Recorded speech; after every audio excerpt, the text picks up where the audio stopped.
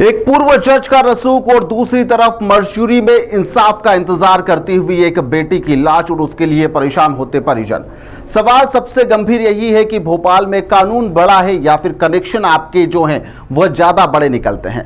ट्यूशा सच में यहां पर एडिक्ट थी ड्रग की या फिर कहानी पर उस मोड़ पर पलड़ा डालने के लिए कहानी एक गढ़ी जा रही है जिसने सत्ता, सिस्टम और समाज तीनों को कटघरे में लाकर खड़ा भी कर दिया है। जिस लड़की ने यहां पर फिल्मों में काम करा, उसके लिए सपने देखे, मॉडलिंग करती थी, डेटिंग ऐप पर अपने प्यार को तलाशा और उससे शादी तक कर ली। सिर्फ 5 महीने, महज 5 महीने बाद उसने अपनी मौत को भी गले लगा लिया। और अगर सब कुछ इतना ही सामान्य था तो फिर पति अब तक फरार क्यों है? सास को अग्रिम जमानत देने में इतनी जल्दी कैसे की गई? और आखिरी बात यही है कि यहाँ पर शव 6 दिन से मरचूरी के अंदर क्यों पड़ा हुआ है? और आखिरकार इस मामले में कब जाकर मौत के असली कारणों का पता चल पाएगा? क्या इसके पीछे कोई गहरा राज है? भोपाल में हाई प्रोफाइल ट्यूशा सुसाइड केस में अब नया खुलासा हो गया है, लेकिन सच सामने आने की बजाय मामला और भी ज्यादा उलझता हुआ फिलहाल नजर आ रहा है। कोर्ट में यहां पर सास ने बहू को ड्रग का एडिक्ट बता दिया है।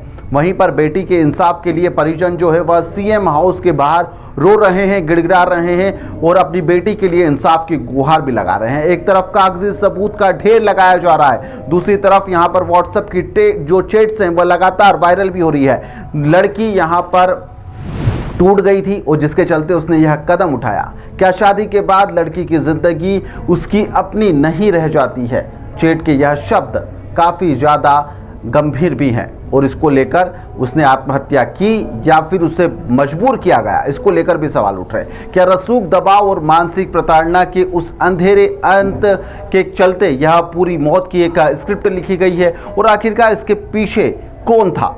भोपाल का हाई प्रोफाइल ट्यूशा सुसाइड केस में लगातार नए खुलासे हो रहे हैं। ड्रग एडिक्ट के आरोपों के बीच में यह गुत्थी लगातार उलझती जा रही है। क्यों नहीं गिरफ्तार किया? अभी तक 5 दिन हो गए हमारी बेटी को मरे हुए। क्यों नहीं मरे हुआ? क्यों मीडिया वालों ने उनसे क्वेश्चन नहीं पूछे? क्यों नहीं पूछे? हमसे सारे क्वेश्चन क्यों पूछ रहे हो आप लोग? उनसे पूछिए ना क्वेश्चन। उसके घर पे जाइए, समर सिंह के घर पे जाइए, उसको क्यों अभी तक उसको 5 दिन से वो कहाँ है? लड़का कहाँ है? उसकी माँ क्यों नहीं आई पुलिस स्टेशन में? वो लोग पुलिस की कार्रवाई से आप कितने हमें कुछ संतोष नहीं है। 3 दिन बाद हमारी रिपोर्ट, एक लड़की मर जाती है मर्डर केस को, ये लोग एफआईआर क्यों नहीं करते उसी टाइम पे? उसका 3 दिन के लिए क्यों वेट किया गया एफआईआर के लिए? ये क्वेश्चन है मेरा पुलिस वाले बताइए क्या बात है इसमें? वकीलों की तरफ से भी दिक्कत हुई कल? हमें बहुत दिक्कत हुई है, हमें बहुत प्रेशर किया गया, हमें प्रोवोक किया जा रहा था। वहाँ पे कम से कम 50 वकील आके हम लोगों को हैरेस कर रहे थे। अब बताइए, हम बाहर से आए हुए हैं, हम दिल्ली नोएडा से आए हुए हैं, हम लोग यहाँ पे कैसे इंसाफ मिलेगा हमें जब सब कुछ यहाँ पे बिका हुआ है? दूसरे राज्य में केस को ले जाना चाहिए। हम चाहते हैं बिल्कुल। मध्य प्रदेश में हमको न्याय नहीं मिलेगा, हम आपसे क्षमा मांगते हैं। हम अपने योगी सरकार के यहाँ जाएंगे, हम यूपी जाएंगे योगी सरकार के पास। भोपाल के कटारा हिल्स के अंदर यहाँ पर पूर्व जज की बहू और साउथ फिल्मों में पूर्व एक्ट्रेस रही ट्यूशा शर्मा की संदिग्ध परिस्थितियों का मौत का मामला बेहद ही ज्यादा पेचीदा हो चला है। कानूनी और सामाजिक जंग में यह तब्दील भी हो चुका है। मौत के 6 दिन बाद भी पीड़िता का शव अभी भी मरचूरी में रखा हुआ है, क्योंकि वह जो परिजन है वह न्याय के लिए अड़े हुए हैं और शव लेने से उनके द्वारा साफ तौर से इनकार भी कर दिया गया है। एक तरफ जहां पर आरोपी सास है, रिटायर्ड जज है गिरिवाला सिंह, कोर्ट ने उन्हें जमानत दे दी है, कोर्ट की तरफ से उन्हें अग्रिम जमानत इस मामले में मिल भी गई है। वहीं पर दूसरी ओर उनका पति जो है समर्थ सिंह, वह अग्रिम जमानत के लिए उसके द्वारा याचिका लगाई गई थी, लेकिन उसे खारिज कर दिया गया है। पुलिस ने उसके ऊपर 10,000 रुपए का इनाम तक घोषित कर दिया है। और इन सब पूरी कहानी के बीच के अंदर जिला अदालत में दाखिल सास के जमानत आवेदन के जो अंश सामने आए हैं उसने सभी को हिलाकर भी रख दिया है। और उसके बाद में कई तरह के आरोप प्रत्यारोप लगातार खड़े भी हो रहे हैं और उसने एक सियासी भूचाल के साथ ही एक नई तरह की कहानी को भी बयां कर दिया है। सास ने यहाँ पर कोर्ट में कई तरह के दावे करे हैं। पहला कि जो बहू है वह ड्रग की एडिक्ट थी, उसके हाथ कांपते थे। रिटायर्ड जज जो गिरिबाला सिंह हैं, उन्होंने अपने जमानत आवेदन में मृतिका ट्विशा पर बेहद ज़्यादा गंभीर आरोप लगाकर मामले को और भी ज़्यादा सनसनीखेज बना दिया है। बचाव पक्ष के वकीलों के जरिए यहाँ पर कोर्ट में जो तर्क पेश किए गए थे, उसके अंदर जो बातें निकलकर सामने आई है उसमें प्रमुख बिंदु नशे की लत को ही बताया जा रहा है। आवेदन में दावा किया गया है कि ट्विशा शर्मा ड्रग्स लेने की उसे गंभीर आदत थी, जिसके चलते नशा ना मिलने पर उसके हाथ पांव कांपने लगते थे, वह अजीब सा व्यवहार करने लगती थी और चिड़चिड़ापन उसका हावी हो जाता था। सबूत के तौर पर बताया गया कि उसका इलाज एक मनोवैज्ञानिक के द्वारा भी किया जा रहा था। मनोचिकित्सक डॉक्टर सत्यकांत त्रिवेदी हैं, माफ कीजिएगा, उनके द्वारा काउंसलिंग की गई थी और उनसे इलाज भी चल रहा था। 12 घंटे लापता रहने की भी एक कहानी सामने आई है। वह भी बताई गई है कि जमानत याचिका के अनुसार 17 अप्रैल 2026 को ट्विशा दिल्ली यानी कि मायके के लिए रवाना हुई थी, लेकिन 18 अप्रैल को वह का पहुंचने के बीच में करीब 12 घंटे तक लापता भी रही।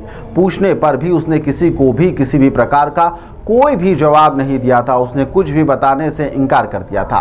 कोर्ट में यह तर्क भी दिया गया कि ट्विशा प्रेग्नेंट थी, जिसके बाद उसका रवैया ससुराल वालों के प्रति अचानक से बदल गया। ससुराल पक्ष उसका इलाज भी लगातार करवा रहा था, लेकिन बाद में उसका अबॉर्शन यानी कि गर्भपात हो गया था।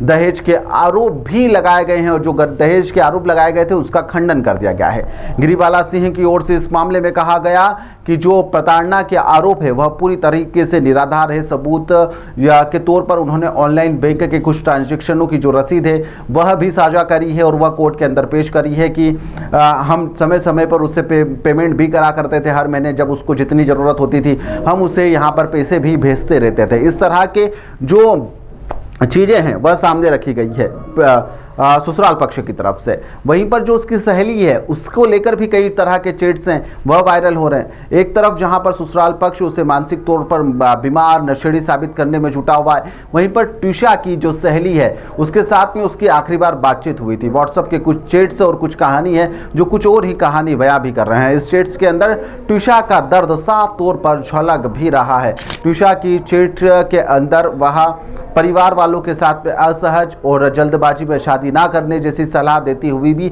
अपनी सहेली को बता रही है। यानी कि मामला गंभीर था, वह परेशान थी और जब व्यक्ति इतना ज़्यादा परेशान हो जाता है तो वह इस तरह का कदम उठा ही लेता है, जैसा कि ट्विशा के द्वारा उठाया गया। उसने कई तरह की बातें अपने सहेली से कही है, जिसके अंश भी लगातार सोशल मीडिया पर तरह तरह के वायरल हो रहे हैं। यह चैट्स इशारा करती है कि ट्विशा अपनी शादीशुदा और ज़िंदगी और ससुराल में यहाँ पर खुद को बनाए जा रहे माहौल में आहत है। वह अपने आप को वहां पर एडजस्ट नहीं कर पा रही है।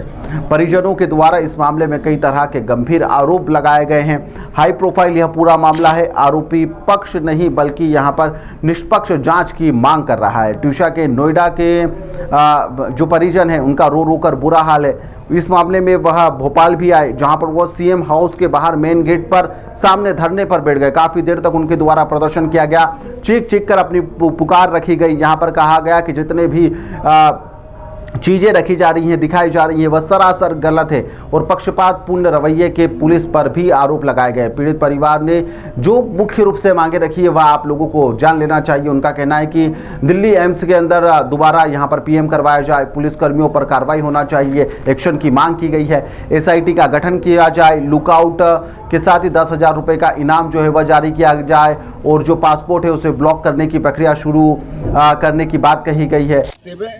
और उन्हें पूरा प्रोटेक्शन मिला हुआ है। जो अपराधी हैं हमें बोला गया है कि संवेदना मिल गई, उसका अचार डालें और निकल जाएं यहाँ से। कोई पोस्टमार्टम से रिलेटेड दूसरा अटेम्प्ट नहीं, कोई गिरफ्तारी नहीं। जो छोटे से किसी अपराध के ऊपर पूरे परिवार को साफ दिख रहा है। जो पीएम की रिपोर्ट मैच नहीं कर रही है, जो बॉडी की फाइंडिंग सारी आप पूरा डिस्ट्रॉय कर रहे हैं एविडेंस, और उसके बाद एंटीसिपेटरी बेल से आप अपने तो कोर्ट भी खुलवा सके, अपना जो भी काम करवा सकते हैं। यहाँ पर हर चीज के लिए कानून को, हमको विक्टिम को कानून को पाने के लिए कितना यहाँ पर वकील नहीं मिल रहा है, यहाँ पर वो नहीं हो रहा है। कितना मतलब एक पेरेंट की बेटी अगर मर गई है तो उसको धन से मतलब उसके पास 1-2 करोड़ रुपया भी होना चाहिए इस कानून से फाइट करने के लिए। इसलिए कानून बनाया है आपने। किसी गरीब की बच्ची मर गई तो क्या करेगा वो? एक वकील नहीं मिलेगा उसको। मेरी वकील कंपनी से उम्मीद है कि कोई किसी के अंदर तो जमीर होगा जो उठ करके सामने आएगा, बोलेगा हाँ हम हैं तुम्हारे साथ।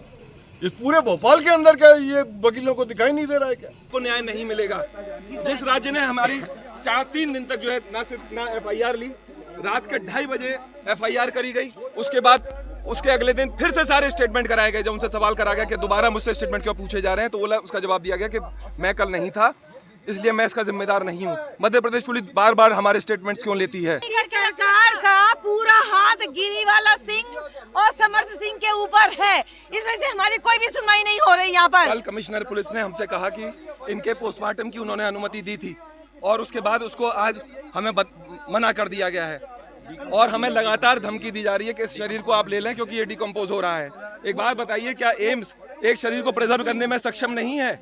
क्या इसके लिए कोई बहुत खास टेक्नोलॉजी की जरूरत है? दूसरी बात, हम तुरंत अपनी बच्ची को क्रिमेट करना चाहते हैं सर, उसका पोस्टमार्टम कराइए, हम तुरंत क्रिमेट करेंगे उसको।